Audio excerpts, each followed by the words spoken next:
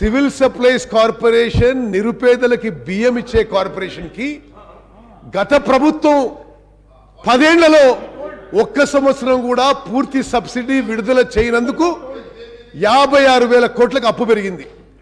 56,000 కోట్ల అప్పు పెరగడమే కాకుండా ఈరోజు సివిల్ సప్లైస్ కార్పొరేషన్ యొక్క నష్టాలు లాసెస్ సివిల్ సప్లైస్ కార్పొరేషన్ గత ప్రభుత్వం యొక్క లెగసీ నష్టాలు 11,500 కోట్లు. సివిల్ సప్లైస్ కార్పొరేషన్స్లో వాళ్ళు వదిలిపెట్టిన నష్టాలు 11,500 కోట్లు. ఏ స్టేట్లో అదే అన్నిట్లో మీరు ఎట్లా అవుట్ స్టాండింగ్ పబ్లిక్ డెట్ వదిలిపెట్టినంటే కేవలం సివిల్ సప్లైస్ కార్పొరేషన్కే ఇప్పుడు యాన్యువల్ ఇంట్రెస్ట్ పేమెంట్ 3,000 కోట్లు కట్టాల్సి ఉంది.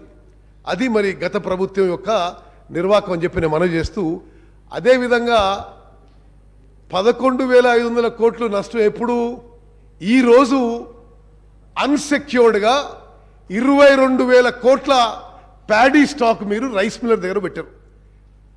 Any security nothing, bank guarantee ఏం లేదు. ఈరోజు 22,000 కోట్ల ప్యాడీ మీరు ఫాలో అయిన ప్రొసీజర్ మేరకు రైస్ మిల్లర్ దగ్గర ఉంది.